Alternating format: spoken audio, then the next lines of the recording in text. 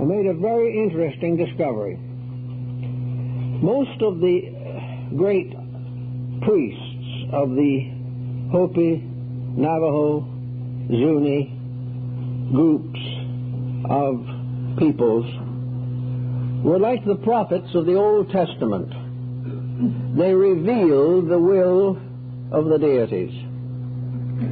They perpetuated a certain set doctrine or documentary process which they preserved through their sand paintings, their kachinas, and their various ritual dances. These ancient procedures began, we do not know how long ago, but certainly at least 1,000 years. And until very recently, the life of the tribes was built upon these procedures, these doctrines. And the whole summary of it is that a doctrine that had come from the past was accepted without question, and its procedures were followed, and its ceremonies were kept. And these obediences constituted religion. Religion was therefore an obedience to a kind of arbitrary code of unknown origin, which had been carried forward, sanctified, and accepted. In the last 25 or 30 years, a number of young people have come up in these villages. Many of them have found it profitable to continue the arts and crafts of their ancestors. They work in turquoise and in silver. They also still weave a few blankets. They make various native drawings and symbols on wood or cardboard, representing the deities of old and the Kachina masks. These are beautifully done and have a very ready sale, and along with pottery and baskets, constitute a major source of income. Also, these modern works are expensive. Now, what has happened? Somewhere along the line, these younger people began to interpret their own beliefs. Up to that time, no one had interpreted them. They had accepted them. But the young people on the reservations now are talking in terms of Zen and extrasensory perception. They are discussing Oriental philosophies, and they are incorporating into their work evidences of a new interpretive value which was not previously present. Now, the difference seems to have been caused not only by contact with outside sources and greater educational opportunities, but by the inevitable needs of these people. These native tribes and people are very intelligent.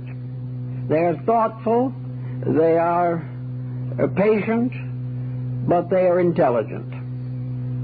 And in the course of time, it has dawned upon many of these that it was not only necessary to perpetuate the old doctrines with great care, but it was necessary to adapt the old to the needs of the new.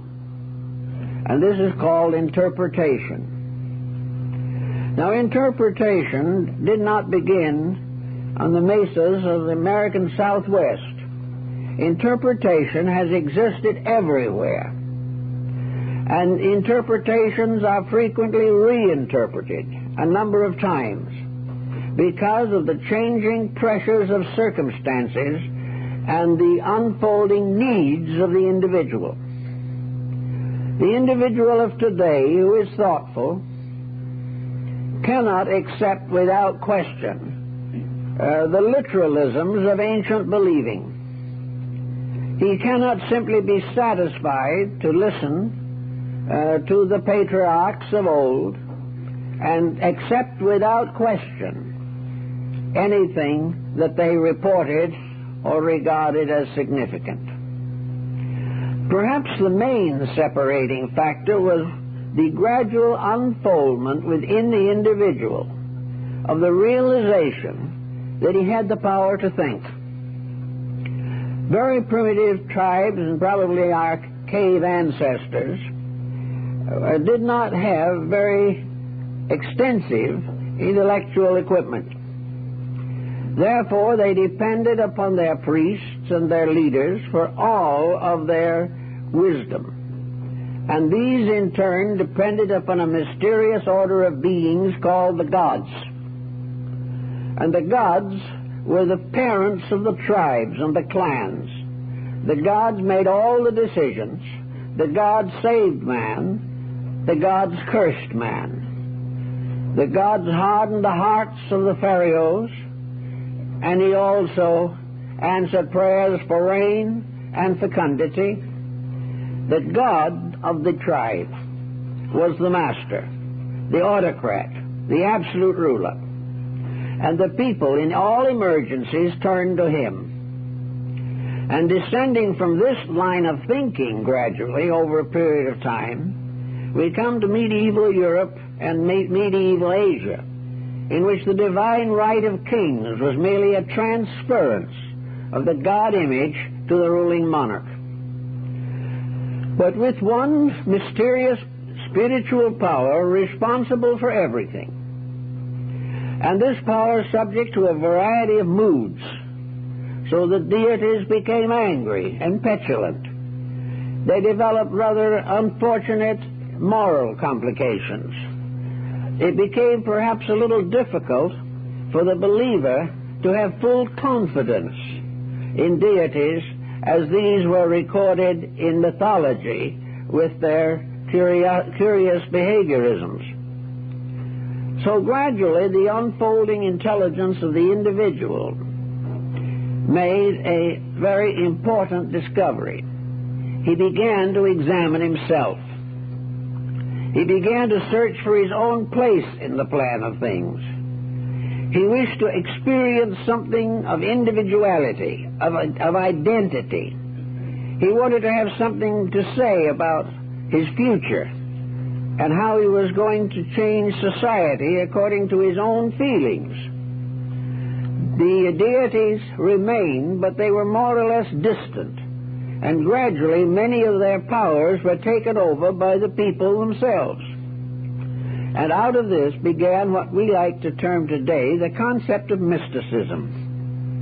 Mysticism was the transference of the leadership of life from outside factors to internal powers. The individual began to realize that there was within himself a capacity for growth, for unfoldment, for maturity, for enrichment, that he also had something to say about what he should believe and what he should not believe. But most of all, he wanted to know more about what he believed. He did not wish to accept merely a statement because it came from an authority. And gradually the seat of authority was moved from the heavens to his own mind. And his own thinking became the basis of his judgments and his decisions. Now, this process occurred largely in that period which we call classical history.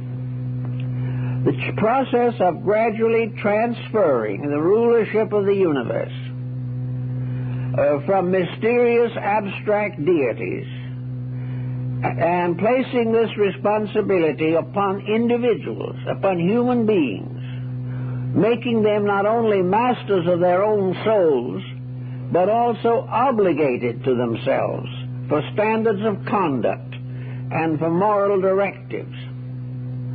The moment the individual began to experience the richness of his own inner life, he began to explore more carefully. And of course, even today, with all of our instruments of research, we are still not able to fully understand the internal life of the human being. But we have a realization that there's something there that we can see every day and that we can experience every day that can become much more real to us than some group of deities on high Olympus. So little by little, man took over the world, took over the universe, and most of all, took over his own life.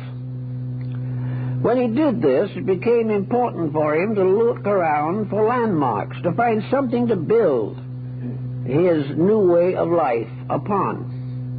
It finally occurred to him that the old way wasn't bad, that the golden rules and the 10 Commandments were reasonably solid, and that it was going to be very difficult to undermine them. It therefore came about that the individual continued to accept the revelations of his sacred prophets and sacred books, but began the process of interpreting them, to bring them into focus with his current need, to gradually transform or transfer the old doctrine to his own psychic life, so that he could become, in a sense, the master of his own destiny.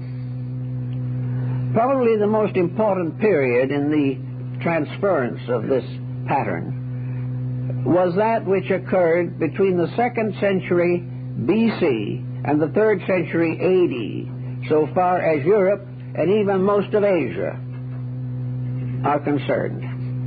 At that time, there was in Alexandria, Ephesus, Antioch, and a number of other centers of caravan routes, a polyglot culture developing. People of many beliefs assembled there to trade and barter, and in many instances to communicate the choicest secrets of their moral lives. Therefore, we have an opportunity presented to the citizens of these communities to select the things they would believe. They had many opportunities. Some stranger from far away brought an interesting idea, and the Greek or the Egyptian or the Semite decided it was pretty good, so he took it and put it into his faith. Another came from a different locality with some scientific discovery, some religious conviction, and others in Antioch or Ephesus thought that was pretty good and saw how it fitted into their own belief. And as a result, they built it into their own belief. This process is continuing even today, and nearly every student of comparative religion working today is seeking to find what is useful to him out of the religions of the world and create his own faith based upon the recognition of his own need in the terms of the available solutions. Little by little, this procedure went on until it became obvious that the old idea that progress was bestowed by deities, that changes were the result of mutations beyond human control. This changed to the idea that new attitudes, new realizations, new stratagems of intelligence could come from within the person. That the great oracle was perhaps his own heart. He knew that it was the center of his life, but he had never really made it the center of his philosophy of life. He knew that he had a mind that could help him to form various implements, make pottery, weave cloth, do beadwork. Also that this mind enabled him to travel in various places, enabled him to gradually discover certain secrets of health, and to defend himself against his enemies. All this coming from his own mind gradually changed his point of view. He no longer prayed to the Olympian deities to save him from trouble. He sought inside himself for the remedy to his own problem. The result is what we call mysticism. Mysticism is nothing more nor less than the transference of the supreme power from some outside source to an internal source. Now, mysticism did not deny the outside source. Mysticism did not destroy the gods or condition them adversely. Mysticism pointed out the important point that the gods that we worship in the sky are inside of ourselves, that the divine power at the base of all things animates each living thing, that it is not necessary to search on some distant mountain in order to be close to deity. It was only necessary to recognize the divinity in your own heart. Paul very clearly stated this in his establishment of what might be termed the Messianic Christianity. Christ in you, the hope of glory. Mysticism has been built on the indwelling divinity. It has been built upon the concept that it is only an indwelling divinity that can legitimately and justly administer creation. We tried very hard to get used to the idea that God wandered about and carefully checked every human being as to his orthodoxy and his morality. Deity watched every move of every human being, and from this came to certain decisions as to whether this individual was worthy of being saved or not. Gradually, this thing we call the mind, working with this problem, found it extremely difficult to rationalize. The idea of what were called the azonic deities, deities that had no abode in time or place, but were always and everywhere. This was becoming a difficult thing to understand. But the moment the individual accepts that within himself, in his own heart, is the judge and jury that will regulate his conduct, this is quite different. Then the God in him can watch his every action day and night. And the God in his neighbor will do the same thing for his neighbor. And it became impossible to conceive of an error, a false judgment, or a confusion, because everything became a direct relationship with the person committing or performing an action. This type of thinking gradually resulted in the rise of a magnificent system of religious philosophy that flourished in North Africa at about the beginning of the Christian era. Here, various systems came together, each one bringing with it the choicest elements of its own beliefs. Here in Alexandria, Hinduism flourished.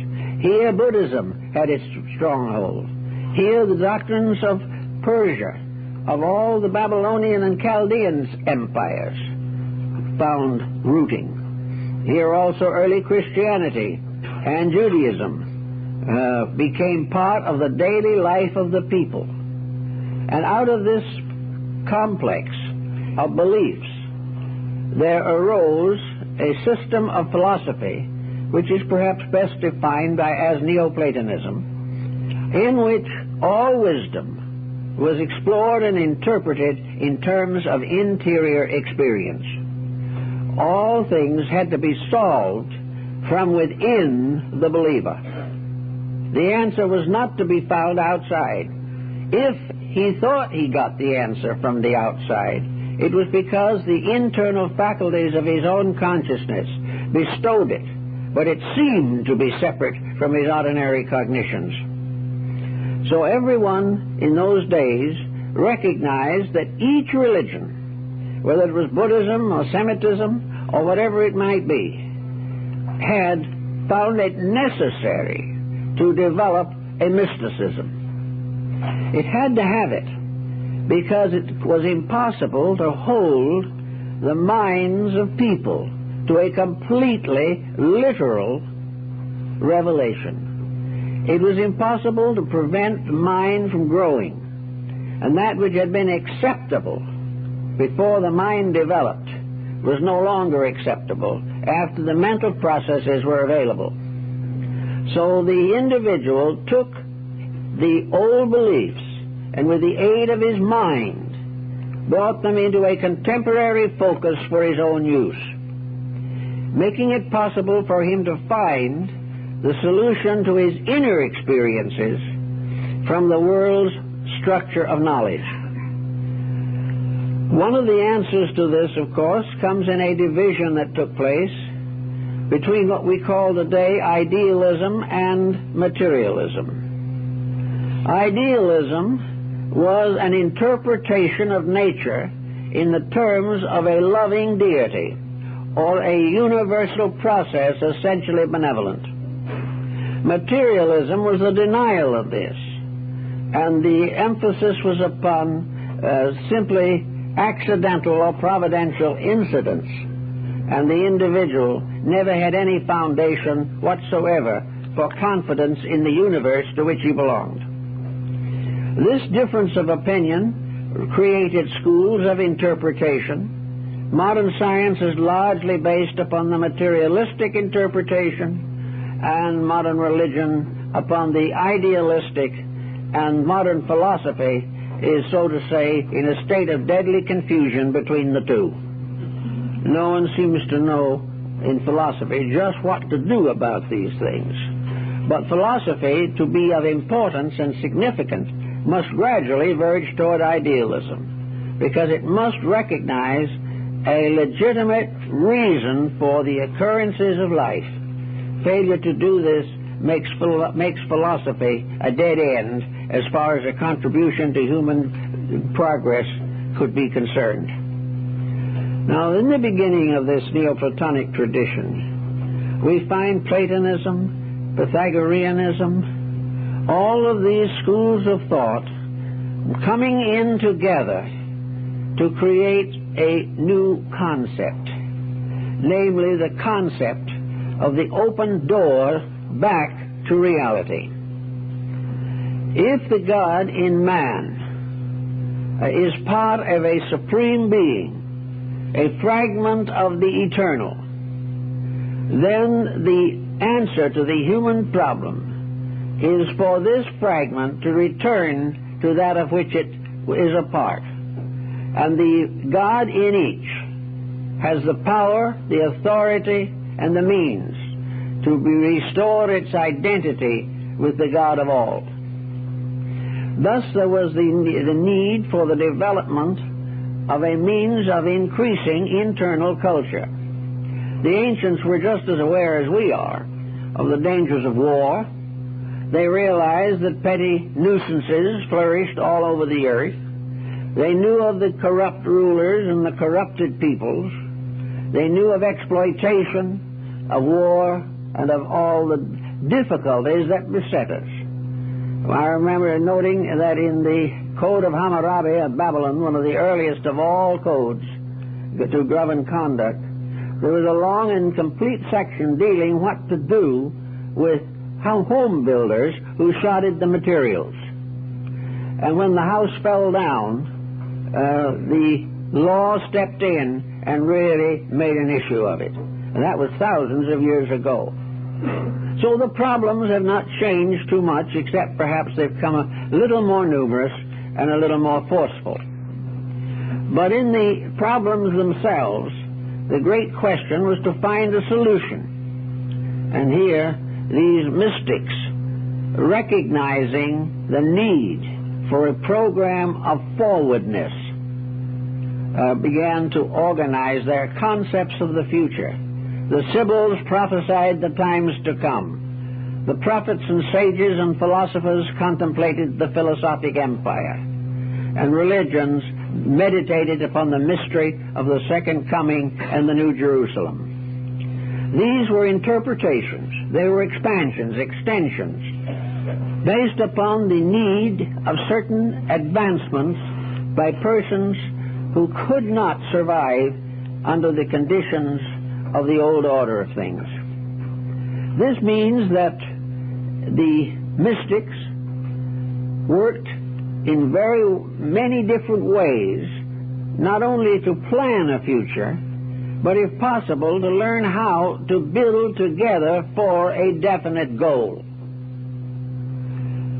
In this cycle of things, we had all kinds of appearances rise over the horizon. Nearly every religion developed an esoteric section. It developed a group within itself, this group which was able to clearly integrate available knowledge and focus it upon the shape of things to come. The sage no longer contemplated things as they are. He began to think of things as they must become through the active effort of intelligence. The sage began not only to believe in honesty, but to realize from experience the tragedies of dishonesty. It was no longer an empirical believing. It was no longer the Ten Commandments shouted from the tops of Sinai. Now it was experience, the individual living in a world which broke the rules and suffered, and the philosopher contemplating the possibility of keeping the rules and in this way transcending suffering and establishing a better world. These thoughts developed in a number of ways, but the essential point of the whole mysticism of the early Christian period was that it was possible for the human being, because of a deity in himself, to unfold every virtue necessary for his enlightenment. It was not necessary to assume that there had to be some divine intercession. There only had to be the release of the eternal divine from within the person himself. Now, how was this release to be accomplished? It's obvious that, in a way, it is happening all the time. The release of the inner life of the person is through experience. By experience, we ultimately learn what is good and what is bad. We may topple empires, destroy races, and overwhelm civilizations, but ultimately we will learn what is right from experience. But it is a long and painful journey. It therefore occurred to some of these people, the more enlightened of them certainly, that it was possible to achieve a greater leadership in the control of experience. That it was possible to find what the alchemist said, that art can perfect nature.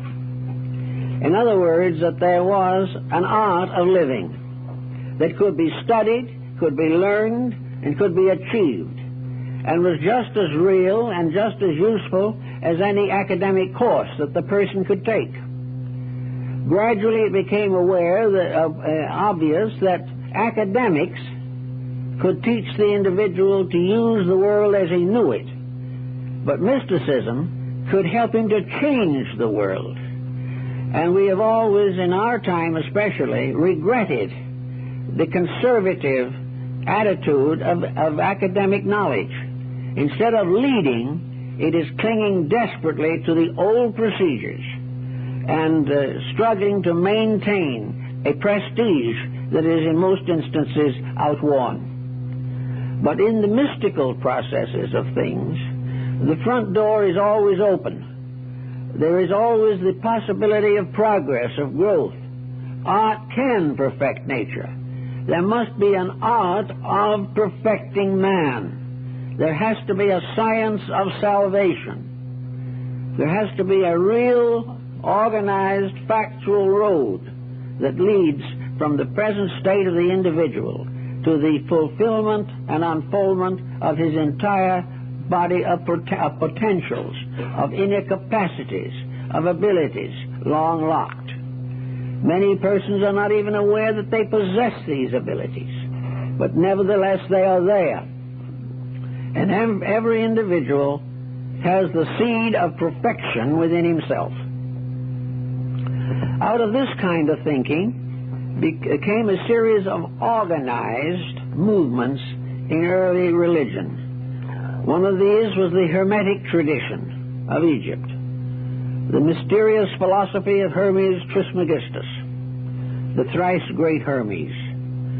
the founder of a great system which gradually mingled itself with Gnosticism. It was here also that alchemy had its beginning, for alchemy was nothing more than a science of art perfecting nature. Here came the Kabbalah to help to release the mind from the jots and tittles of Scripture and allow the inner life of the individual to fulfill the law which these Scriptures required. Here was also astrology, which was originally a psychology of the universe. It was a way of interpreting the universe as an organism, as a living thing. It was a psychological entity, whereas astronomy was merely a physiological entity as far as the heavens were concerned. And the ancient systems of Ptolemaic astrology became a clue to the unfoldment of man, and astrology became a factor in the development of the healing arts. It became a factor in government. Almost every field that wanted an organized plan for development began to copy the structure of the solar system, which was to them the largest complete entity available to them. So everywhere and all down through the centuries, this process of building a way out of the labyrinth dominated a certain group of persons. It came as a series of experiences. And as the early church fathers pointed out, most of the experiences that brought about enlightenment were sad. They were experiences of grief or loss or frustration. They were something within the individual, a kind of moral sense that accused him of his own misdeeds.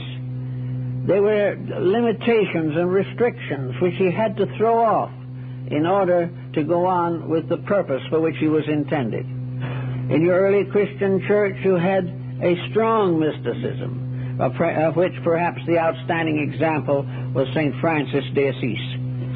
We had in him a person who had a mystical appreciation, acceptance, and participation in the total mystery of existence. And this mystery experience came from within himself.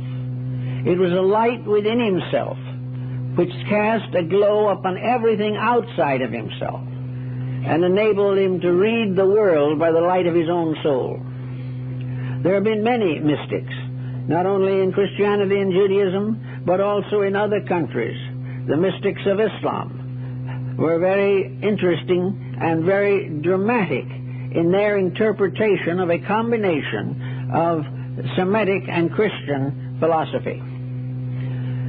In Asia, the secret sciences of yoga and Vedanta arose out of the desperate determination to accomplish what we find in one of the quatrains of the Rubaiyat, where the poet is made to say, "From my base metal shall be filed the key that shall unlock the door he howls without," referring to the dervishes.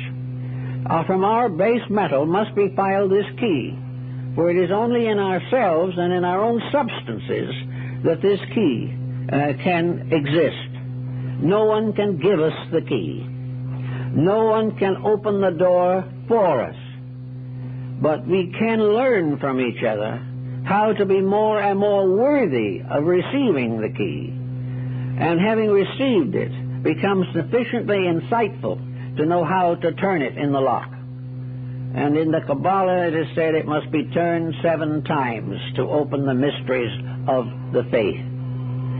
So we have the gradual developing of a supernatural, superphysical mysticism, which, however, did not have that strange aloofness that we found in the old supernatural mythologies and theologies. It was no longer deities seated upon their Merus or their Olympic heights.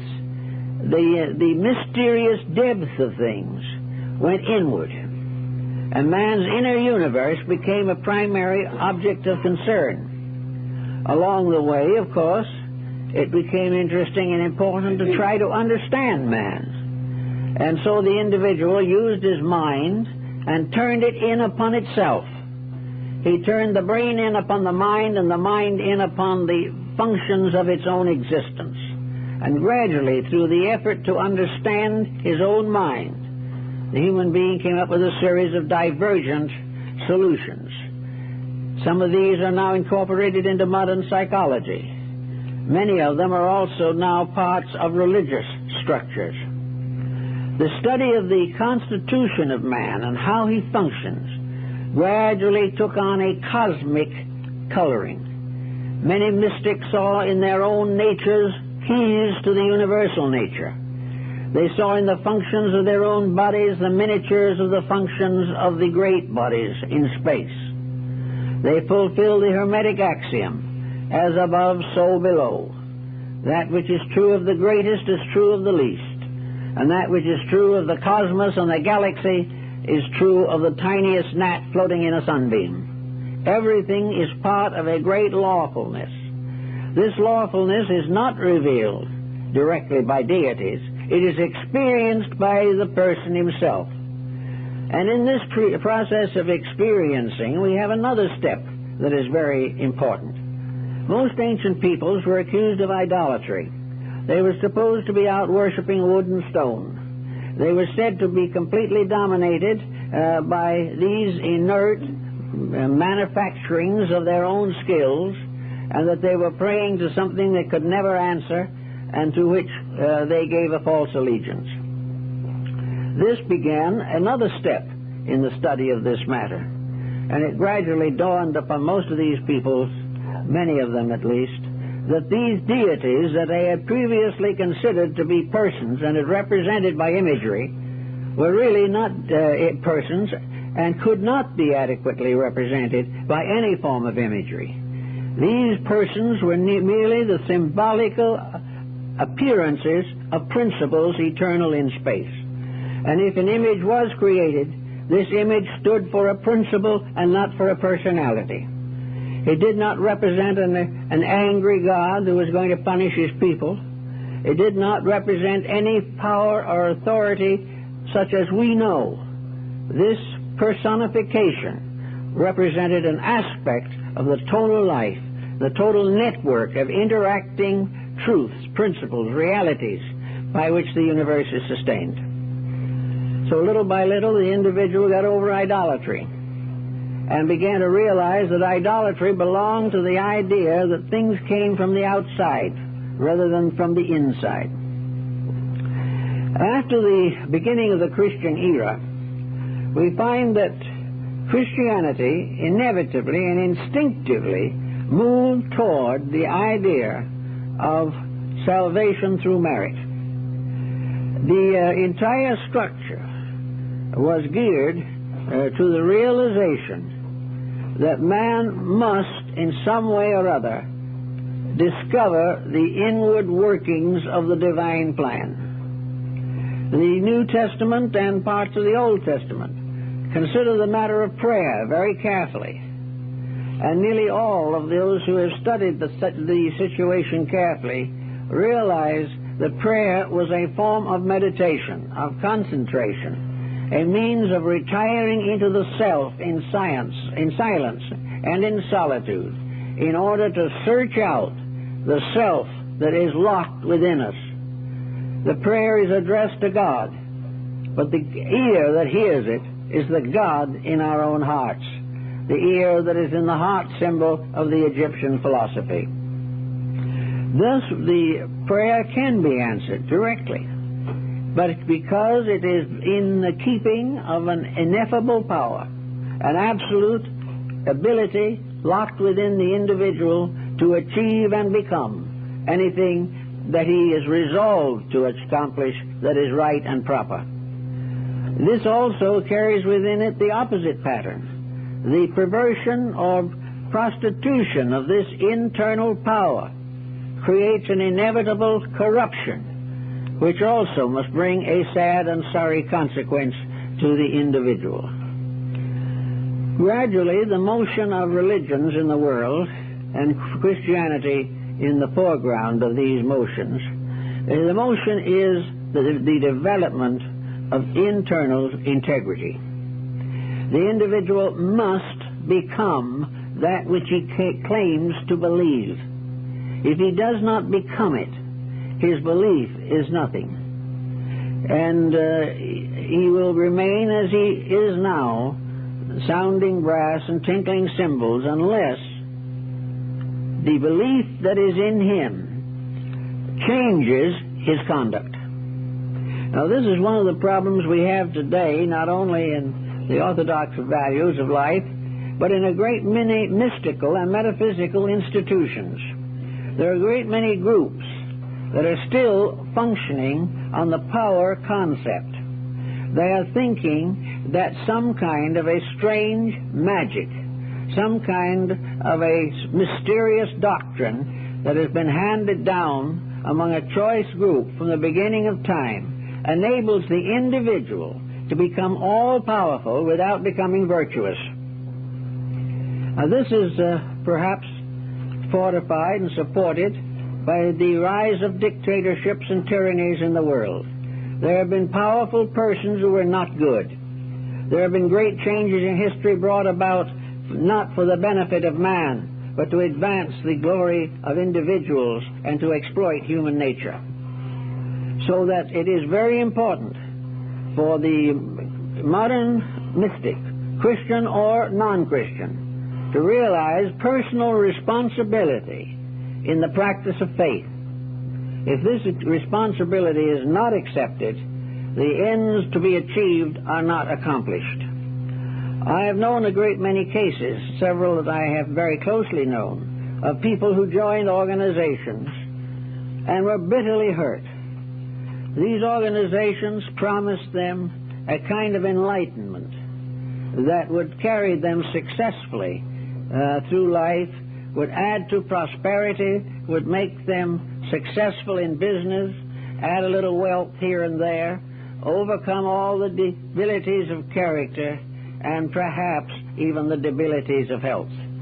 They'll be hurt.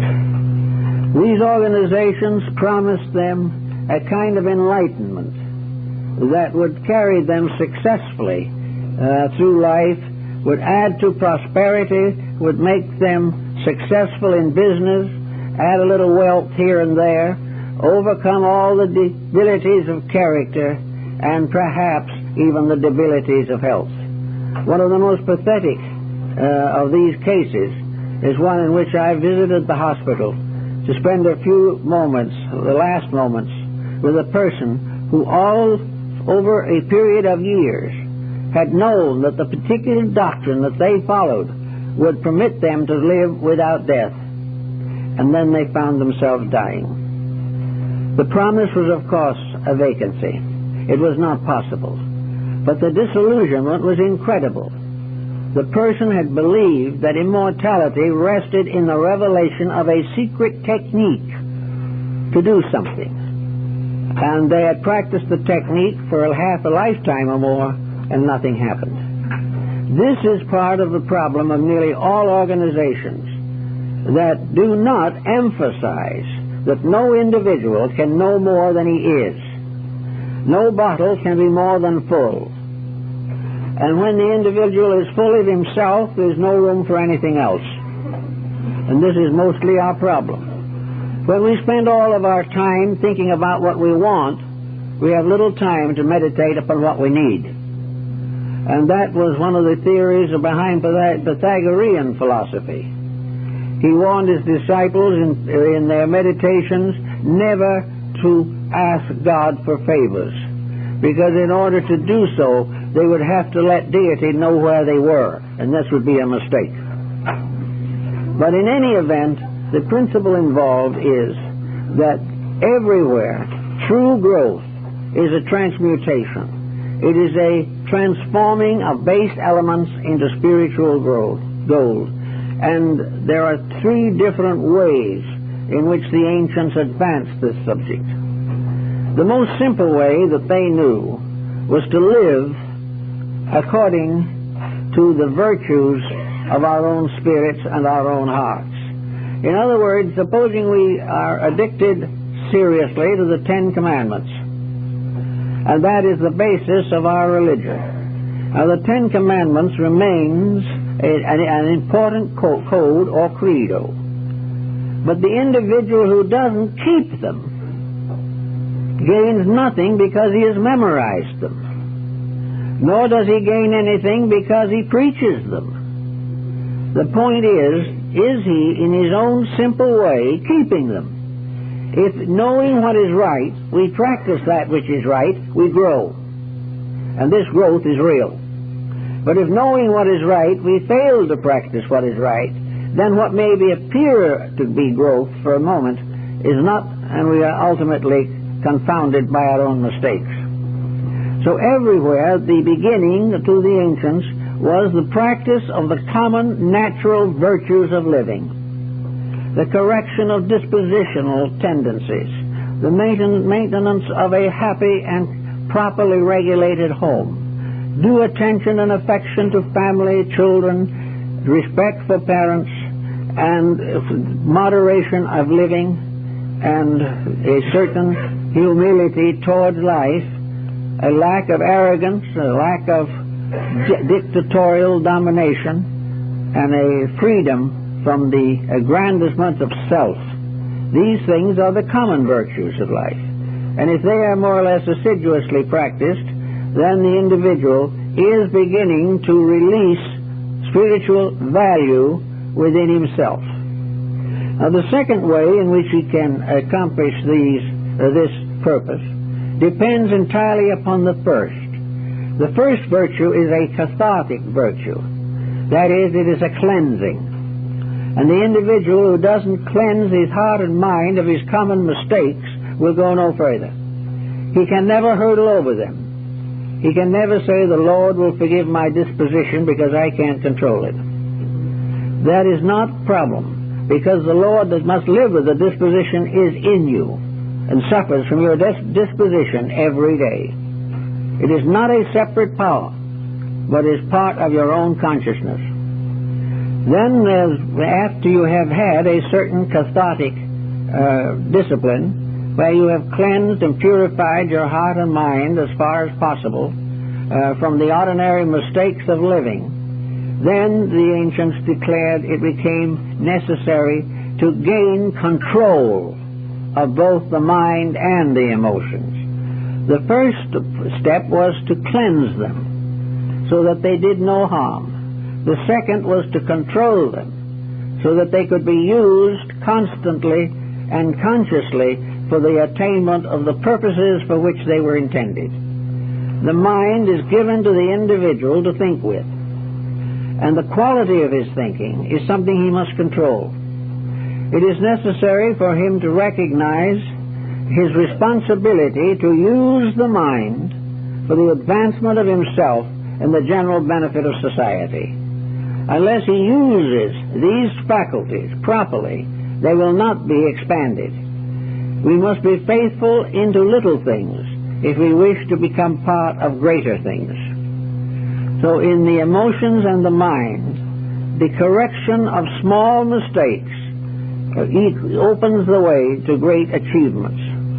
And the gradual disciplining of life means not only to be honest in the terms of the Ten Commandments, but to so change and discipline moods that temper will not escape from us, that our dispositions will not become acid with a few disappointments, or that we will become belligerent over the things that we do not believe.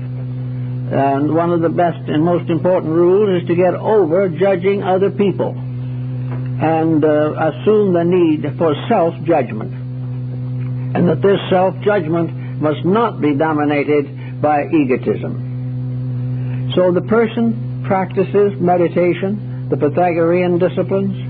He goes into religious orders. He goes further and further into the search for spiritual integrities as they are dramatized in the rituals of the mysteries and the solemnities of the Mass.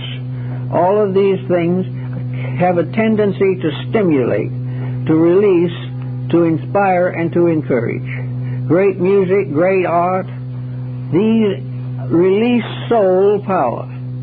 They release the use of energy from mediocre waste to well-directed purpose.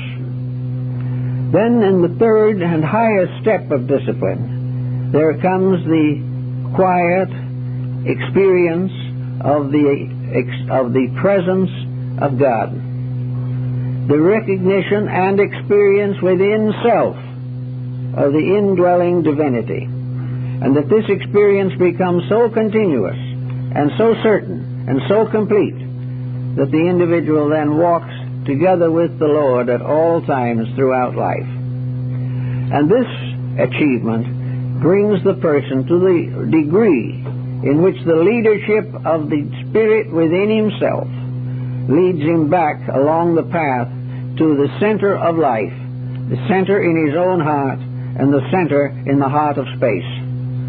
The person has to earn these things. Evolution is this earning. Evolution is the discovery of the fact and gradually the strength to obey and fulfill this fact. Today with Christianity we have great needs.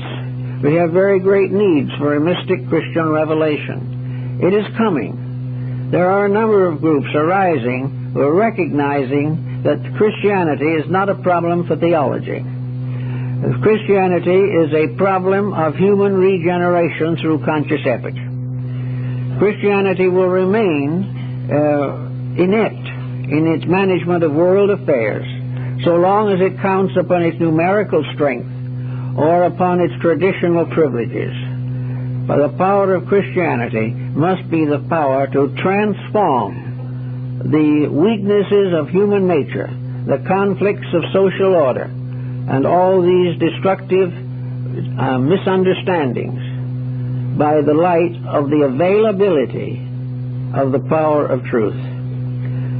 To the average Christian mystic, to most Christian mystics, and to many others of other faiths, the Christ represents primarily the perfect enlightenment of the human soul. The Christ principle is, in a sense, the presence of the divine in each living thing. It is present even in the smallest creature that lives, but in man it is the symbol of the perfect achievement in life. The story is partly, undoubtedly, biographical, and it is partly symbolical. It is part of the great mystery ritual that has descended for the regeneration of man and has been present in every religion in the world. The Christened person is the one who has turned the control of life over to the Christ principle within himself. And this principle stands for all that is good. And it stands for the possibility, in fact the reality, of the gradual release of the Christ principle through our own composite natures. And this, according to the mystics, was the second coming. It was the coming of the Christ principle in our daily conduct, the gradual regeneration and reformation of our own life and the way we live it and the things that we do every day. Now, as we gather again for Christmas, and we are very close to that time now, we should have some thought for these values that we have a tendency to accept but do not actually apply. We've never had a greater opportunity than today to make the Christian religion a fact in our daily life. But this fact is not in terms of architecture. It is not in terms of the constant repetition of words which have comparatively slight meaning for us. We believe in them. We've hoped that they are all true. Some of these words are implying the danger to the soul if we don't keep them, and others the glories of the soul if we do keep them. But the real fact remains that the Christ person, the Christian, is the person who has been christened. And to be christened, it means in essential to be dedicated to the revelation of the God power within himself. Now, we can say that's fine, but how do we do it? What do we do in cases like this? How are we going to apply our daily conduct to fulfill so exalted a concept? I think the first thing we have to try to do is to get a concept of this.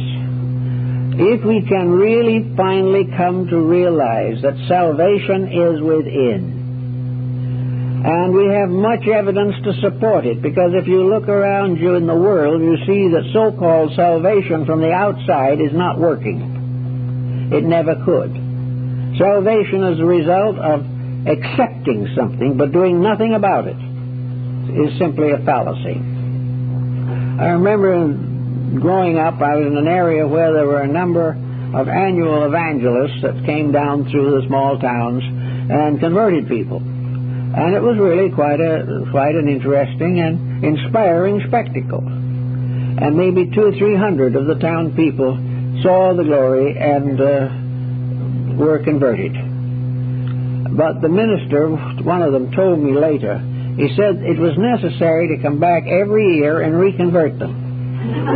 Because nothing of that nature, these high notions maintained by an emotional ecstasy, seldom would last for more than 12 months. By that time, the alcoholic was back on the bottle, and the unpleasant parent was back making his family miserable. So it was necessary to convert about every year. And anything that approaches religion on the basis of conversion is on this problem. It will not help.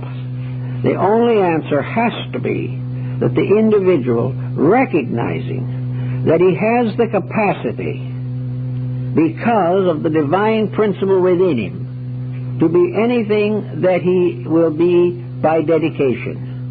But that if by any chance he wants to use this divine principle for selfish ends, he is then a first-class Satanist. Because to use God for less than his own purposes must be considered as treason. But if the individual slowly and cautiously and carefully does allow growth to take place, permits himself to cling to principles, to weigh all things, and every day try to see or experience some proof of a truth or an ideal which he should be applying. If he will do this, he will not make a great change in history, but he may make a great change in himself. He will begin to realize that we can be defeated simply by lack of right motive, that we can come to nothing because we have not placed our goal where it belongs. The end of our life is not that we should be rich, powerful, distinguished, or have a wide sphere of influence. The end of our life is not that we should convert everybody else to what we believe. The end of living is to grow in grace, grow in spirit, grow within ourselves, not by our own effort, but by the presence of a power within ourselves. And this brings us a little bit into the problem of the Christ and the Antichrist. The individual is starting in to grow, really sincerely trying, begins to experience interferences.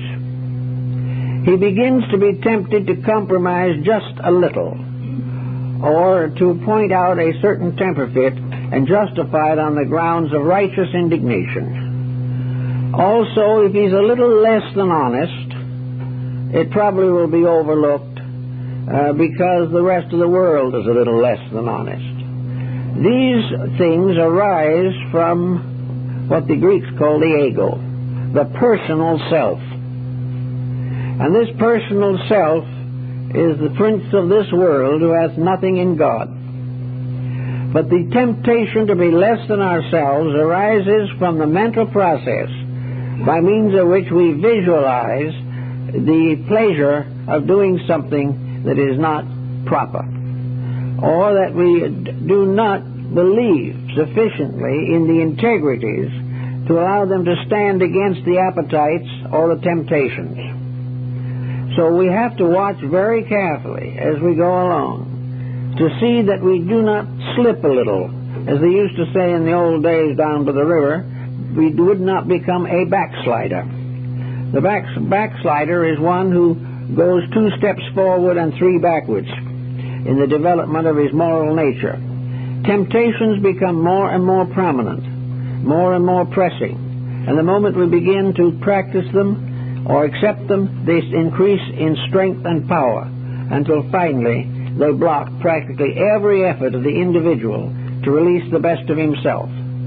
Even in the arts this is true, because the temptation of wealth or success in art generally destroys the integrity of art. And every compromise that we make of values reduces our probability of achieving that which we most need and desire. This does not mean that the good life, the religious life, is one of frustration. The whole idea that we have to give up, inhibit, or restrict, deny ourselves of everything we want in order to be good is completely untrue. If we have to deny ourselves everything because it interferes, or these things interfere with goodness, then there's something wrong with the things we like. We should realize that if the fulfillment of desire requires a compromise of character, then there's something wrong with the desire. And that this is the problem. There are things we want which we should not have. There are things we want to do that we should not do. But if our personal feelings are strong enough to make us do these things, then we are in the presence of the tempter. For the tempter is nothing more or less than the human ego, the mind, telling us that we can get away with a little larceny occasionally. And we cannot. The principles within the individual are so exact that they are like the motion of atoms or molecules or electrons. Everything is exact. There are no approximates. There are no try it over again attitudes. Everything has to be what it should be. The development of integrity is an exact science, but it is not a frustration. An individual who will spend 20 years, perhaps, practicing 5 hours a day to become a violinist does not seem to begrudge the effort. If he's a real musician, it will be because he loves music. If he is a technician without the deeper side of his art, then he will be glad to do it for the sake of the fees that he can collect. But he does it. And as a result of that, he becomes an expert. And because he becomes an expert, he becomes famous. And so on and so on and so on. Now, a person who is willing to do all this for the sake of playing a violin should not believe it to be a terrible hardship to practice the integrities or to practice the presence of God in his own life. The only reason why he is inclined to doubt it is because the musician thinks he has a little business lying ahead, whereas the practice of the virtues seems to be only rewarded in heaven, and many people who are looking for rewards here and now. But the problem remains that the moment we depart from the realities, we fall into the Slough of Despond, as it is called in Pilgrim's Progress. So the person has to decide to try. We won't be perfect at it, no one will. To try as far as possible, when we think of our faith, to think of living it. Now, we have a very difficult year probably coming up. It's not going to be as easy by any means in these times for the individual to live what he believes. He will be forced by circumstances to compromise, or thinks he is forced. He should, however, very carefully weigh the temptations and the motivations for the attitudes that he may take in these emergencies.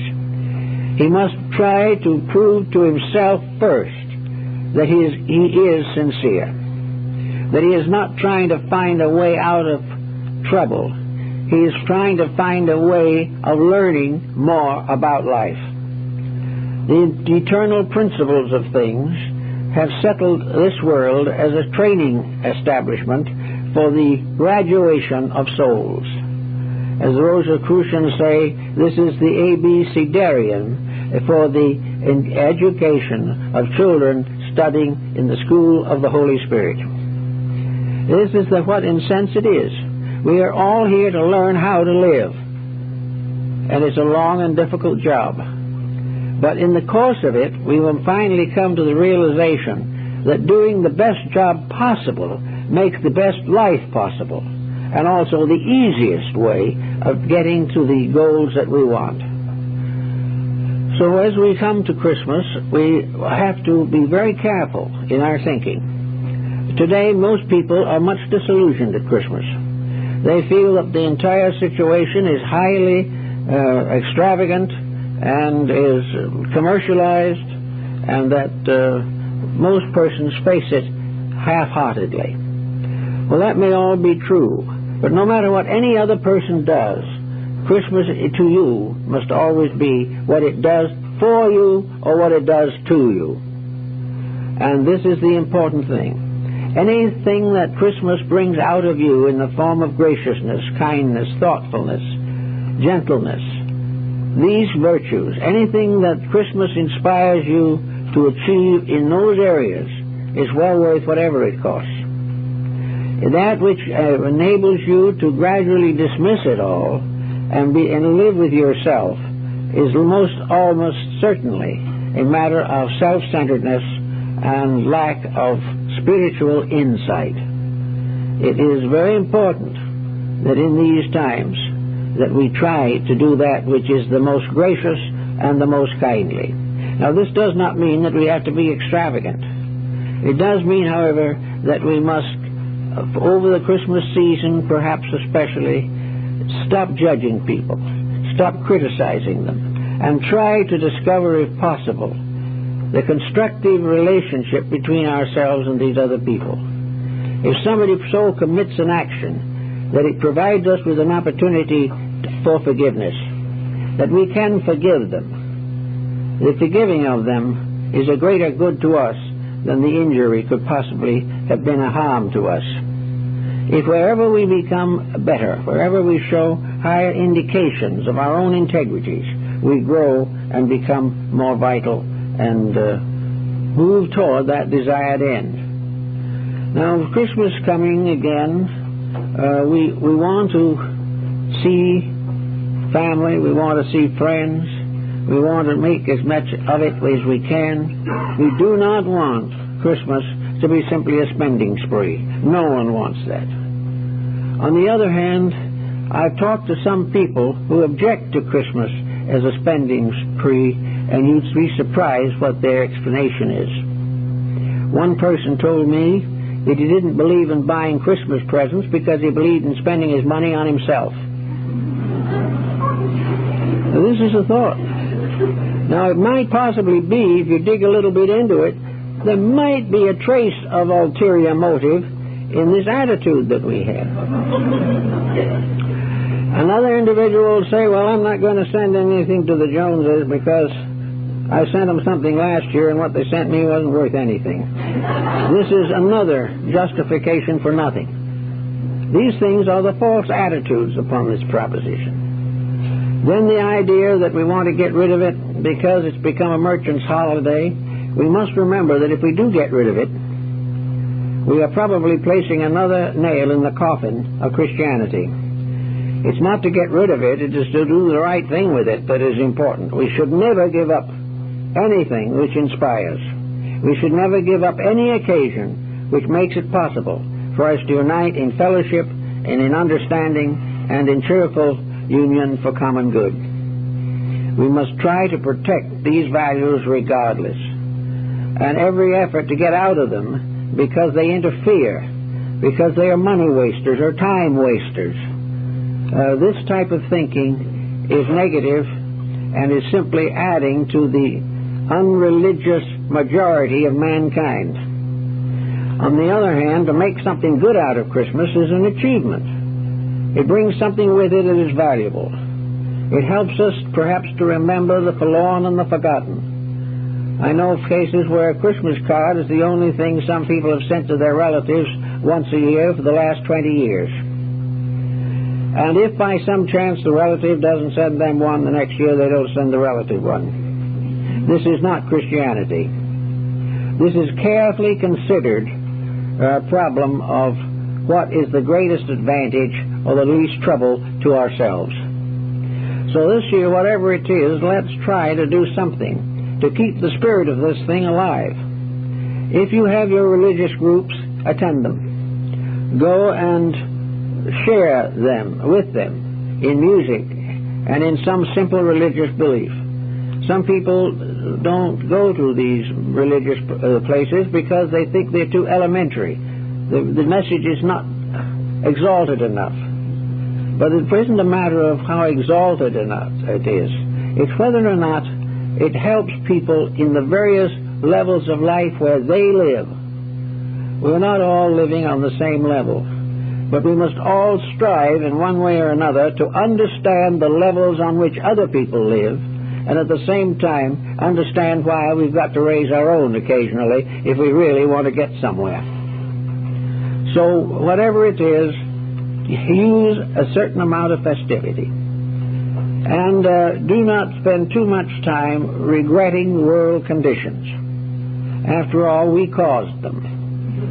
And whether we like it or not, we're going to have to pay for them ultimately. The world conditions did not descend as it falleth from heaven. It came right out of our daily relationships with each other. And these conditions will not be cured until a better part of ourselves leads the rest of ourselves. And I think it was Marcus Aurelius who said on one occasion, "Man is a little flesh and a little air, and that which commands." And that is what we all are. We're just mind, body, little air, but that which commands. Marcus Aurelius was a mystic. That which commands is the best part of ourselves. And when the best leads the rest, growth is inevitable. But when we block the best and strive desperately to escape the challenge of self-improvement, we are in serious trouble. So we're going to have some difficulties in the coming years. The world is very much upset. But I think we have to realize that as citizens of the universe, each of us has his own responsibility. Each of us must do that which he sees it, and the best as he knows, for the God of things as they are. Each of us must try to be prepared for the changes that arise. We must be prepared for the tragedies that may come. But if we have inward security in principles, if we have turned our destiny over to the highest part of ourselves, whatever happens we can handle. Whatever happens we can be true to truth. And that is all that anyone can be expected to achieve. But there is another byproduct that is very important, and that is, as we do improve, as we do gain control of our own weaknesses, there comes into us a peace that surpasseth understanding. The fears, the doubts, the anxieties, the uncertainties, that questioning as to whether there is a God or not, these negatives fade away if the individual makes the achievement of inner integration. If the best of us leads the rest, we will live our lives as they should be lived. We will face changes as they should be faced. And regardless of what happens, we will realize that when we keep the truth keeps us. And when we are true to the God in ourselves, we cannot be untrue to that divine power which abides in space. For we are part of space. And in our keeping is the condition of space. For space is nothing but all that lives, added up. And when we add our little bit, and that little addition is right, space is the wiser and the richer. And I hope all of us will be able to make this coming Christmas a little bit special. Most of us have tried and are studying and are working. We feel the best we can. Perhaps we are, perhaps we are not. But we really want to grow. We want to be better people. We want to be wiser servants to those who need. We want to make a happier world. And most of all, we want to bring the human pattern, the human tragedy, back again into the nature of the divine power. We want the peace to come that is permanent, the peace of man's perfect adjustment, with the infinite good. We're not going to make it overnight, but in time, with effort, we'll get there. In the meantime, every kind word and every thoughtful deed is a step in the right direction. And salvation begins with a single step. And maybe each one of us in a New Year's resolution or in a Christmas dedication will make one more step in the direction of that power which is locked within us and release from within ourselves the divine prisoner that has been held in bondage by the weaknesses of our own dispositions. I think if we can think things through a little bit in this way, it may make us a little happier for Christmas. And at this time, I want to wish all of you a very happy and wonderful Christmas and a happy, thoughtful, inspiring, and progressive New Year. May the New Year bring each of us closer to the God within and the God in eternity. Thank you.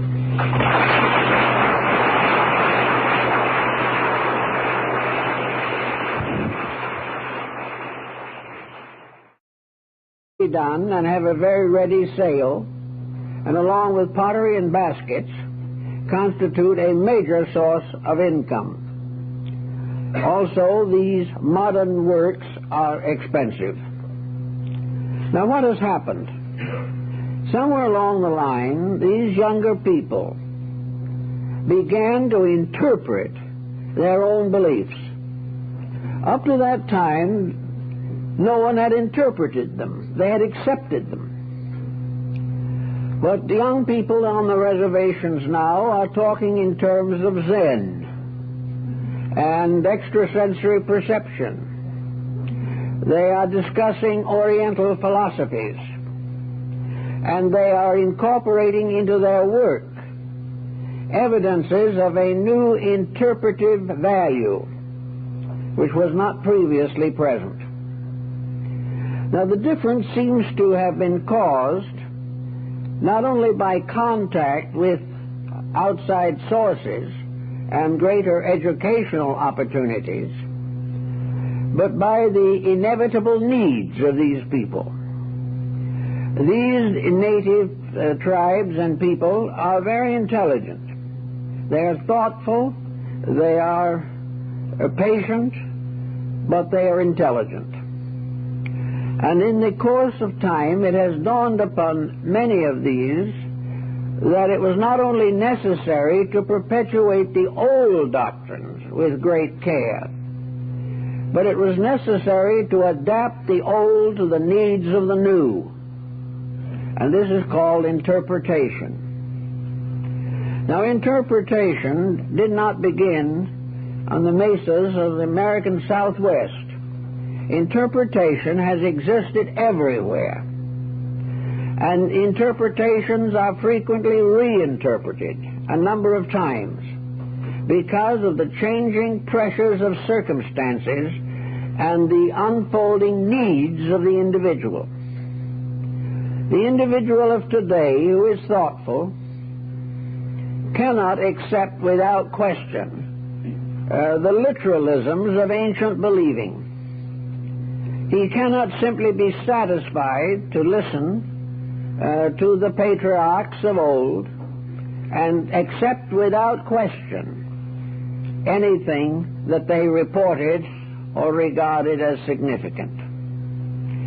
Perhaps the main separating factor was the gradual unfoldment within the individual of the realization that he had the power to think. Very primitive tribes, and probably our cave ancestors, did not have very extensive intellectual equipment. Therefore, they depended upon their priests and their leaders for all of their wisdom. And these, in turn, depended upon a mysterious order of beings called the gods. And the gods were the parents of the tribes and the clans. The gods made all the decisions. The gods saved man. The gods cursed man. The gods hardened the hearts of the pharaohs, and he also answered prayers for rain and fecundity.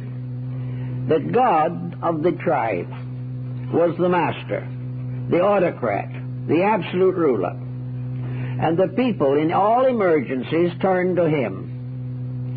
And descending from this line of thinking gradually over a period of time, we come to medieval Europe and medieval Asia, in which the divine right of kings was merely a transference of the God image to the ruling monarch. But with one mysterious spiritual power responsible for everything. And this power is subject to a variety of moods, so that deities became angry and petulant. They developed rather unfortunate moral complications. It became perhaps a little difficult for the believer to have full confidence in deities as these were recorded in mythology with their curious behaviorisms. So gradually the unfolding intelligence of the individual made a very important discovery. He began to examine himself. He began to search for his own place in the plan of things. He wished to experience something of individuality, of identity. He wanted to have something to say about his future and how he was going to change society according to his own feelings. The deities remained, but they were more or less distant, and gradually many of their powers were taken over by the people themselves. And out of this began what we like to term today the concept of mysticism. Mysticism was the transference of the leadership of life from outside factors to internal powers. The individual began to realize that there was within himself a capacity for growth, for unfoldment, for maturity, for enrichment, that he also had something to say about what he should believe and what he should not believe. But most of all, he wanted to know more about what he believed. He did not wish to accept merely a statement because it came from an authority. And gradually the seat of authority was moved from the heavens to his own mind.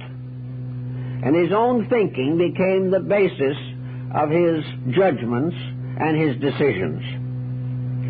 Now, this process occurred largely in that period which we call classical history. The process of gradually transferring the rulership of the universe from mysterious abstract deities and placing this responsibility upon individuals, upon human beings, making them not only masters of their own souls, but also obligated to themselves for standards of conduct and for moral directives. The moment the individual began to experience the richness of his own inner life, he began to explore more carefully. And of course, even today, with all of our instruments of research, we are still not able to fully understand the internal life of the human being. But we have a realization that there's something there that we can see every day and that we can experience every day that can become much more real to us than some group of deities on high Olympus. So little by little, man took over the world, took over the universe, and most of all, took over his own life. When he did this, it became important for him to look around for landmarks, to find something to build his new way of life upon. It finally occurred to him that the old way wasn't bad, that the golden rules and the 10 Commandments were reasonably solid, and that it was going to be very difficult to undermine them. It therefore came about that the individual continued to accept the revelations of his sacred prophets and sacred books, but began the process of interpreting them, to bring them into focus with his current need, to gradually transform or transfer the old doctrine to his own psychic life, so that he could become, in a sense, the master of his own destiny. Probably the most important period in the transference of this pattern was that which occurred between the 2nd century BC and the 3rd century AD, so far as Europe and even most of Asia are concerned. At that time, there was in Alexandria, Ephesus, Antioch, and a number of other centers of caravan routes, a polyglot culture developing. People of many beliefs assembled there to trade and barter, and in many instances to communicate the choicest secrets of their moral lives. Therefore, we have an opportunity presented to the citizens of these communities to select the things they would believe. They had many opportunities. Some stranger from far away brought an interesting idea, and the Greek or the Egyptian or the Semite decided it was pretty good, so he took it and put it into his faith. Another came from a different locality with some scientific discovery, some religious conviction, and others